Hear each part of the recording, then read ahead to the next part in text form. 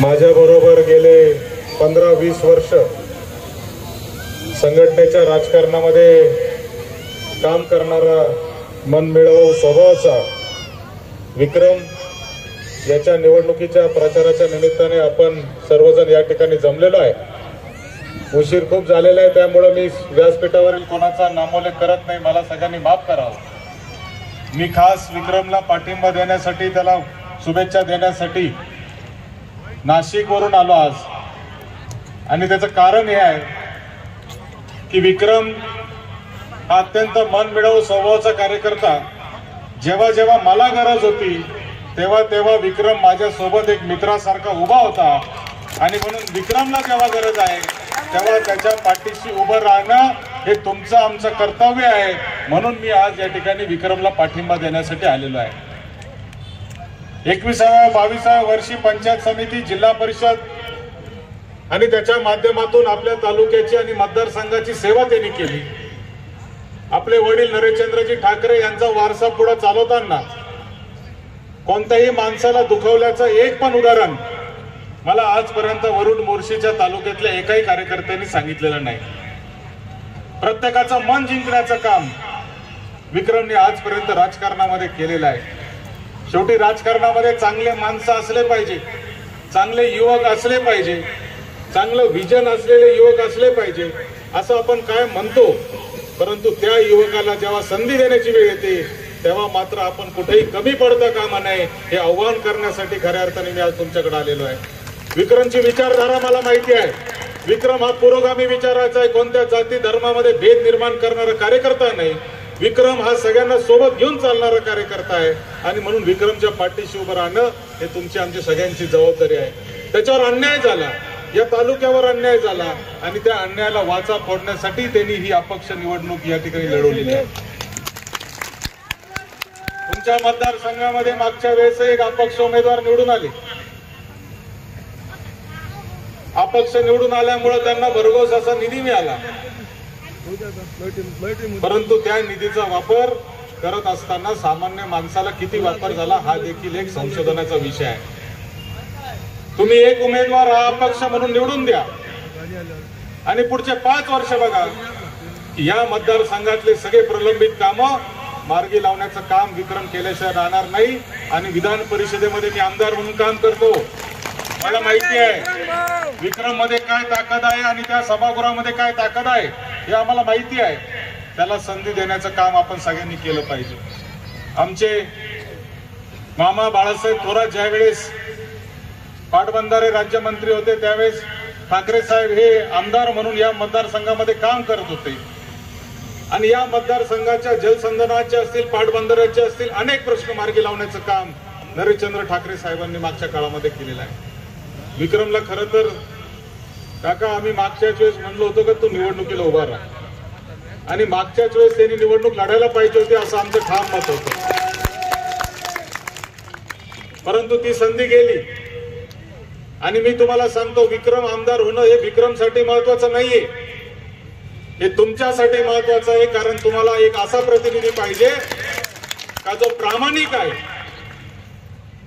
जो कोणाला दुखावणार नाही, जो 24 घंटे तुमच्यासाठी उपलब्ध राहील। मागच्या 10 वर्षामध्ये मी पाहिलंय की प्रत्येक क्षणाला या दोन्ही तालुक्यामध्ये त्यांनी प्रत्येक माणसाच्या सुखदुःखामध्ये जाण्याचं काम केलेलं आहे, प्रत्येक माणसासाठी तो उभा राहिलाय।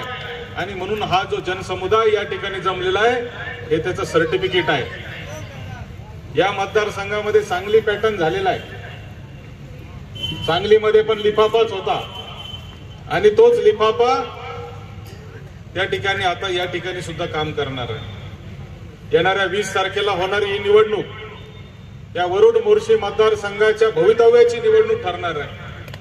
विक्रमच्या माध्यमातून एक असा कार्यकर्ता पुढे येणार आहे की या मतदारसंघातले सगळे प्रश्न पुढच्या 5 वर्षामध्ये सुटल्याशिवाय राहणार नाही याची गॅरंटी घ्यायला आम्ही या ठिकाणी आलेलो आहे। तुम्ही त्याच्या पाठीशी उभे राहा, आम्ही गॅरंटी घेतो की तो तुमच्यासाठी 100% काम केल्याशिवाय राहणार नाही। पूर्ण ताकद त्याच्या पाठीशी आहे, अदृश्य बऱ्याच गोष्टी त्याच्या पाठीशी आहे। आता ते नावं घेऊ मी शकत नाही, मला घ्यायचे नाही, परंतु अनेक लोक त्याच्या पाठीशी आहेत। त्याला खूप मोठ्या प्रमाणावर राज्यभरातून शुभेच्छा आहे, हे मला तुम्हाला या निमित्ताने सांगायचं। सगळ्या राज्यातून त्याच्याकडे शुभेच्छा आहे, त्याच्या पाठीशी मोठे लोक उभे आहेत आणि म्हणून अजिबात डगमगता 20 तारखेला होणाऱ्या या निवडणुकीत 17 नंबरच्या बॅलेटवर विक्रम ठाकरेंचं नाव आहे आणि चिन्ह आहे लिफाफा. त्याच्या पुढचं बटन दाबा आणि त्याला भरघोस मताने त्या ठिकाणी मुंबईला 23 तारखेला पाठवा आणि 23 तारखेनंतर तुमच्या मतदारसंघाची सगळी जबाबदारी घ्यायला आमच्यासारखे सगळे माणसं तयार आहेत. अनेक प्रश्न आहेत. इथल्या तरुणाच्या हाताला काम नाही. 5 वर्ष आपण हजारो कोटी रुपयाचे काम इथं आणले, पण किती हजार मुलांना आमच्या काम मिळालं? एकाही मुलाला काम मिळालं नाही. कुठं गेले ते पैसे? कुठं गेले ते हजारो कोटी रुपये? हा खऱ्या अर्थाने या ठिकाणी प्रश्न आहे. आणि म्हणून तुम्हाला मला एक कळकळीची विनंती करायची आहे. मी इतक्या लांब आलेलो आहे तो फक्त तुम्हाला एक विनंती करण्यासाठी आलेलो आहे की आमच्या सारख्या तरुण कार्यकर्त्याच्या खांद्याला खांदा लावून काम करायला मुंबईमध्ये विक्रम ठाकरे सारखा एक आमदार पाठवा.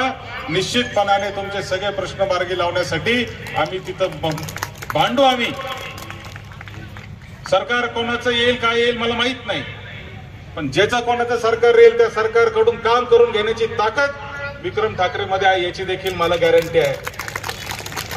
आम्ही तिथं भांडू, आम्ही तिथं काम करून घेऊ आणि तुमच्या प्रश्नांसाठी आम्ही वाचा फोडू. एवढंच तुम्हाला आजच्या निमित्ताने मला सांगायचंय. तुम्ही प्रचंड सकाळपासून रॅली केली, आता ही मोठी सभा झाली, एवढा हजारोचा जनसमुदाय इथं जमलेला आहे. मी आता येताना ज्याच्याशी बोलतोय तो म्हणतोय की यावेळेचा लिफाफाच चालणार आणि लिफाफा सोडून काही या वरुड मुर्शीमध्ये चालणार नाही.